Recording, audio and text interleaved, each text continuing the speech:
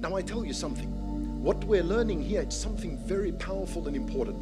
He said, didn't Allah Azza wa Jal provide you with many ways to give charity?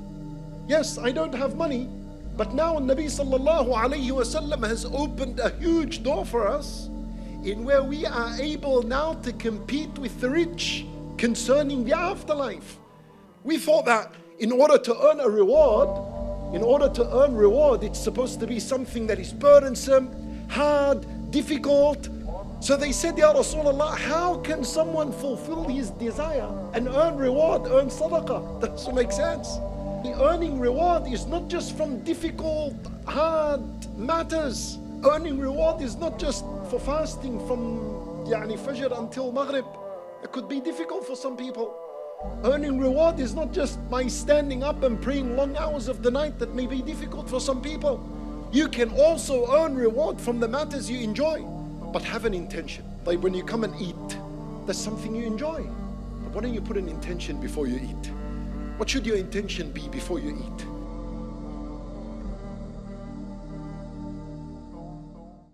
Poor companions came to the Messenger sallallahu alaihi wasallam. A group of poor companions had nothing, and they wanted to complain about something. They said, Ya Rasulullah sallallahu alaihi wasallam, the wealthy people among us, those that have money and have dunya, have beaten us in reward. They've taken all the reward. How?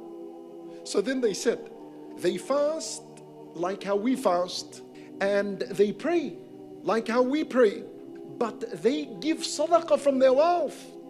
We don't have money to give sadaqah. So they're beating us in reward. They're earning more reward than us.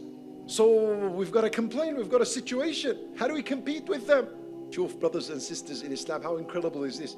They didn't come to the Messenger sallallahu alayhi wasallam to say, Ya Rasulullah, teach us. Teach us, how do we make money? How do we get more of this dunya? No. They're saying, Ya Rasulullah, teach us. What do we do? How do we compete with them in reward? You see, look at the nature of a Sahaba, and look what they are competing with one another. They recognize that these rich companions are earning more reward than them. So they're saying, Ya Rasulullah, what do we do? How do we earn more reward? How do we compete with them concerning the afterlife? So then the Nabi sallallahu alayhi wasallam said to them, he said, didn't Allah Azza wa Jal provide you with many ways to give charity? Why are you limiting the concept of charity to money? Didn't Allah provide many ways to give charity? But how so? He teaches them, he says, إن بكل تسبيحة صدقة وكل تكبيرة صدقة وكل تحميدة صدقة وكل تهليلة صدقة وأمر بالمعروف صدقة ونهي عن المنكر صدقة وفي بضع أحدكم صدقة. He said to them, didn't Allah Azza wa Jal make for you every time you say Subhanallah that He records it as a charity for you? And every time you say Alhamdulillah, He records it as a charity for you. And every time you say Allahu Akbar, La ilaha illallah, He records it as a charity for you. And every time you encourage and enjoin the good, you teach someone something. And every time you forbid the evil, you saw someone doing something wrong, someone not praying, and you gave him a word of advice. My brother, my sister, pray. Didn't Allah also make from that a sadaqah? He records it for you as a charity. Subhanallah, look at that. And Nabi sallallahu alayhi wasallam opened their minds and gave them opportunities. Can you just for one moment live one of these companions' moment and what he's going through, what he's experiencing when he's hearing Nabi sallallahu alayhi wasallam say this? He's now thinking, Allahu Akbar. Yes, I don't have money, but now Nabi sallallahu alayhi wasallam has opened a huge door for us in where we are able now to compete with the rich concerning the afterlife. So can you think how excited they are to leave the presence of the Messenger sallallahu alayhi wasallam and to begin to increase their subhanallah while being conscious and mindful of the fact that this is an actual sadaqah. Allah would record it as a sadaqah for them. Do you think when they heard this hadith that they said, oh, nice hadith, and went and slept with this knowledge and did nothing after it? You can just imagine that their tongues became moist with dhikrullahi azza wa jalla, and they did not stop. And they would seize every opportunity to encourage the good, to teach someone something, and to forbid evil if they saw it, because it will all be registered as a sadaqah for them. And that's how they would be able to compete with the rich companions. Subhanallah, what a lovely and a beautiful environment the companions lived with and lived in. Competition in what matters, and that is matters of the afterlife. And by the way, if you were to observe this list of different ways of charity, you'd realize something, that there are two parts. There is a charity that is limited to yourself, and that is saying Subhanallah, Walhamdulillah, La ilaha illallah, Allahu Akbar. That is a charity limited to yourself. You benefit yourself, you get good reward. And the second half, which is enjoining good, forbidding the evil, that benefits you and it benefits others. And that is a much greater type of sadaqah. And teaching someone something good or forbidding the evil is perhaps a better charity than giving money to the poor and feeding the poor. You know why? Because when I give money to the poor or I feed the poor, he eats that meal, you earn the reward. Once the meal is finished, khalas, the opportunity for reward has ended. But when I teach you something good, that doesn't end. You take it and you implement it. You teach it to your children, you teach it to your friend. And so long as you keep practicing what I taught you, and you've given it to someone else, and he practices and he gives it to someone else, I continuously earn reward. Shuf Nabi sallallahu alayhi wa sallam, how he's making us think. When I teach you something good, this is a charity that is going to earn me a lot more reward than if I was to feed the poor. Can you understand the type of hope Nabi sallallahu alayhi wa sallam instills within the hearts of the companions that were poor? Look at the competition among the Sahaba. But then the Nabi sallallahu alayhi wa sallam ended that list of good deeds with something unique and odd. He said to them, وَفِي بُضْعِ أَحَدِكُمْ صَدَقَةٌ. He said, even in the intimacy one practices with his spouse, there is charity. Imagine, what is this? Yani, when a person sleeps with his spouse, that is a moment of pleasure, joy, fulfilling a desire. How can that be a sadaqah? Even the Sahaba felt as though this is something strange. So they said, Ya Rasulullah, how can someone fulfill his desire? It's a worldly matter, it's a pleasure, it's an enjoyment. There's no hardship for the sake of Allah. You know, we don't see any hardship in it. We thought that in order to earn a reward, it's supposed to be something that is burdensome, hard, difficult. So they said, Ya Rasulullah, how can someone fulfill his desire and earn reward, earn sadaqah? That doesn't make sense.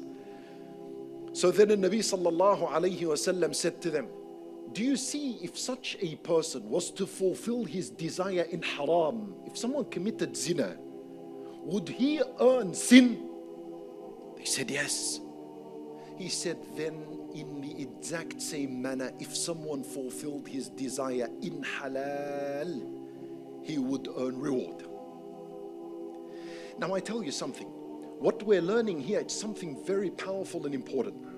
And Nabi sallallahu alayhi wa sallam is teaching us that even in the matters we find joy and pleasure in, they could be, believe it or not, moments of reward for you and I.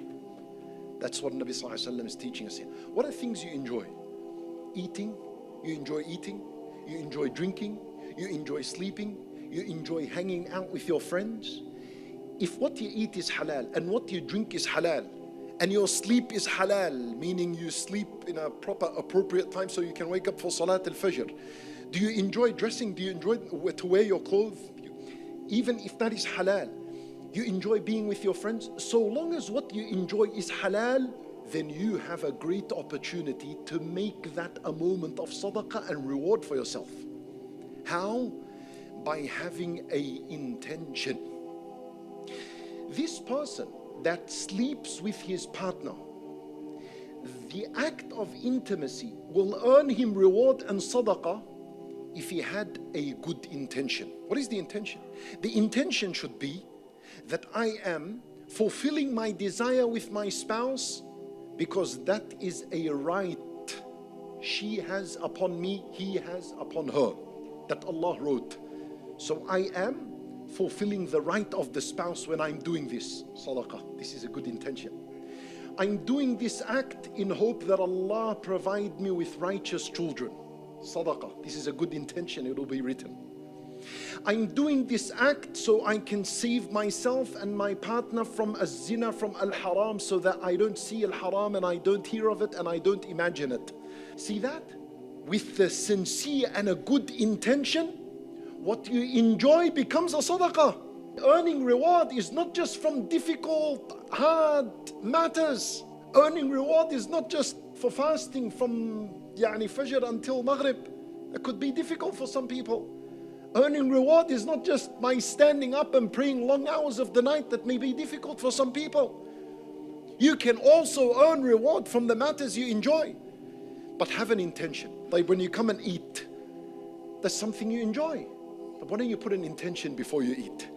What should your intention be before you eat? Your intention should be, oh Allah, you provided me with this meal. I'm going to eat this with the intention of strengthening my body so that I'm able to continuously worship you in the best possible manner. You know, if this intention is present in your heart, you earn reward for that meal and you're sitting and doing something you enjoy. But when you sleep and have an intention. Oh Allah, I'm sleeping to rest this tired body of mine so that I can refresh and energize, so that I can wake up and pray Salat al-Fajr while my mind is with me. So I can strengthen myself for another day of worship. That sleep, you're sleeping the whole night, you're earning reward and sadaqah. How beautiful is that? That there's something you like to wear, you can convert that into a moment of charity. How? When you dress, what's your intention? People don't know why they dress.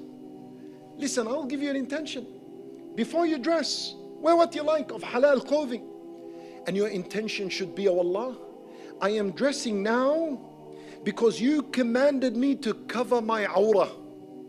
So now I am dressing to cover that which you commanded me to cover.